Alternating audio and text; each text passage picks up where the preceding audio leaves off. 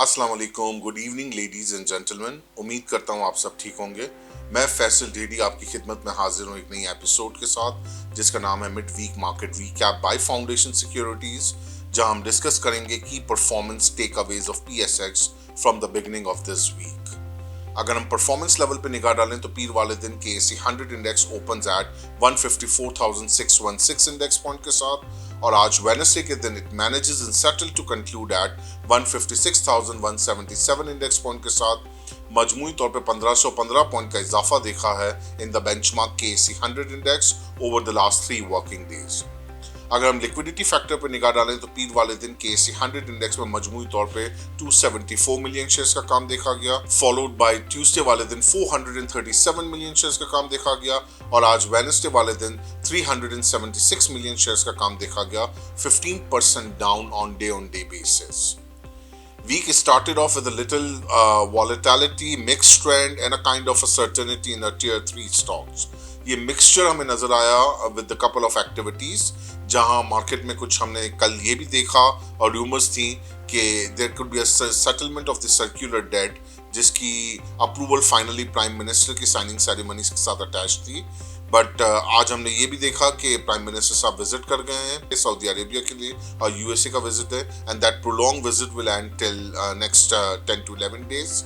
तो नेक्स्ट जो अब हमारा सर्कुलर डेट वाला मैटर है, जो साइनिंग सेरेमनी रहती है among the banks and the government, तो वो जो डील होना है उसका I think a little prolong for another 10 to 11 days. तो उसके बाद जब ये होगा तो दोबारा फिर एक रोबस्ट एक्टिविटी हमें नजर आ सकती है in oil and gas sector. For a time being there is a halt, जिसकी वजह से आज हमने देखा कि पीपीएल, ओजीडीसी और पीएसओ के अंदर स्लाइट प्रॉफिट टेकिंग नजर आई over the day. As far as index level is concerned, there are absence of key triggers right now, क्योंकि मॉनेटरी पॉलिसी भी हो गई, result season is over almost.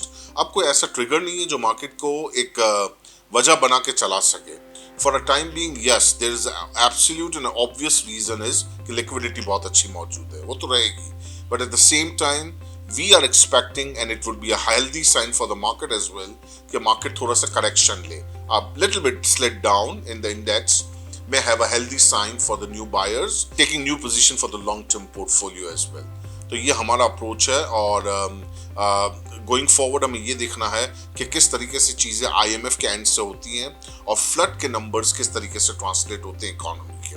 क्या वो बहुत ज़्यादा इन्फ्लेशनरी होगा, क्या उसका सब्सिक्वेंट इम्पैक्ट मॉनेटरी पॉलिसी के ऊपर आएगा, क्या इसका इम्पैक्ट मार्केट की डायरेक्शन को डिफाइन करेगा, ये सारे के सारी चीज़ें टाइम के साथ हमें पता लगेंगी गोइंग फॉरवर्ड अ मंथ और मोर देन 15 डेज और अ मंथ। तो वो थोड़ा सा हमें एक क्लाइमैक्स नजर आ जाएगा इकोनॉमिक नंबर्स की साइड का।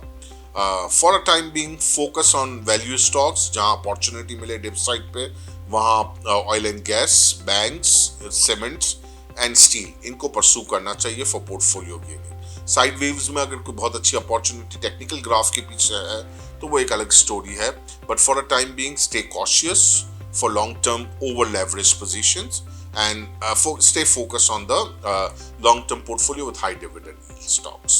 So please share your valuable feedback here at info@fs.com.bk. Your valuable feedback is really important to us. Till then, I Faisal Dhedi signing off. Take very good care of yourself and your investment too. Have a pleasant evening. Goodbye.